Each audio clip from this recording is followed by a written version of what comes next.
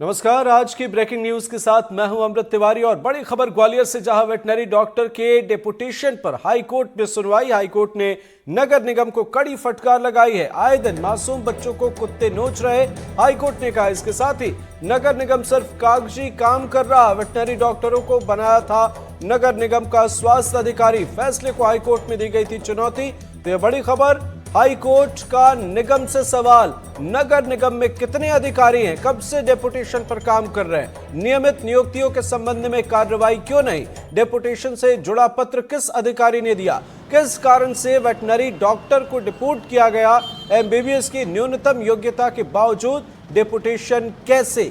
तो बड़ा सवाल यहां पर निकलकर सामने आया है और अदालत ने फटकार लगाई है और कई बड़े सवाल भी पूछे हैं। ग्वालियर से बड़ी खबर, वेटनरी डॉक्टर के डेपुटेशन पर हाईकोर्ट सख्त है। हाईकोर्ट ने फटकार लगाई है नगर निगम को।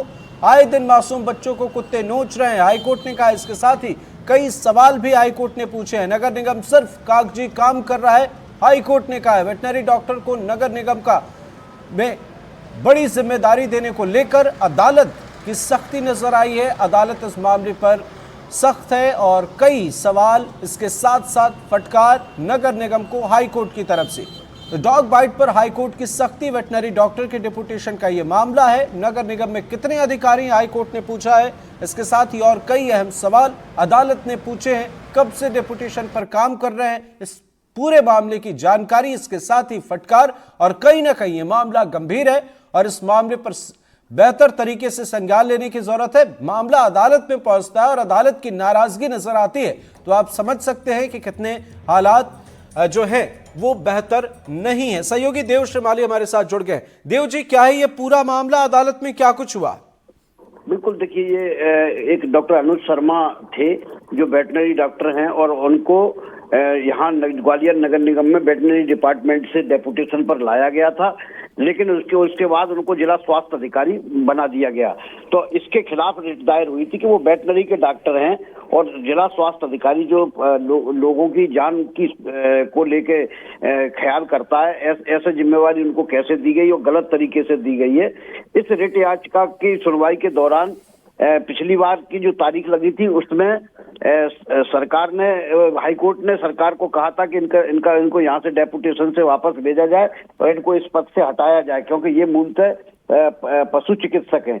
तो उनको हालांकि वहां से हटा के रिलीव तो कर दिया गया, लेकिन अभी इस पे विचार चल रहा है। और उनका नगर निगम का कहना यही था कि चूंकि डॉग बाइट्स के केस भी होते हैं, उनको भी देखना पड़ता है, इसलिए हम डेपुटेशन पे लेते हैं।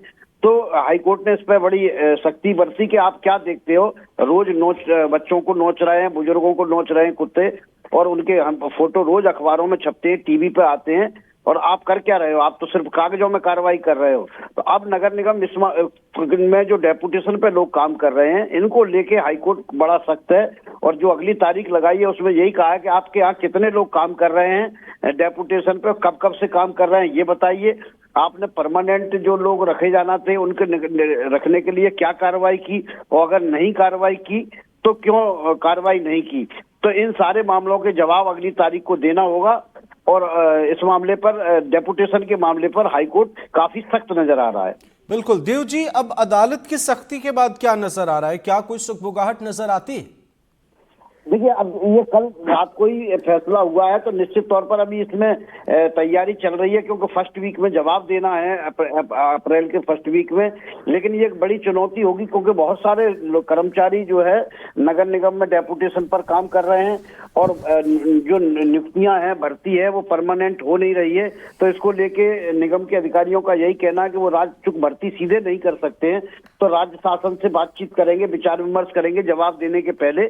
लेकिन ये काफी गंभीर मामला है कि जिला के स्वास्थ्य अधिकारी के रूप में किसी वेटनरी डॉक्टर जो पशुओं का चिकित्सक है, उसको मनुष्यों की चिकित्सा की निगरानी की जिम्मेवारी सौंपी गई थी, जिस पर हाईकोर्ट ने ये सख्ती जाहिर की और उस डॉक्टर को हटाने के लिए और रिलीव करने के लिए भी बोला।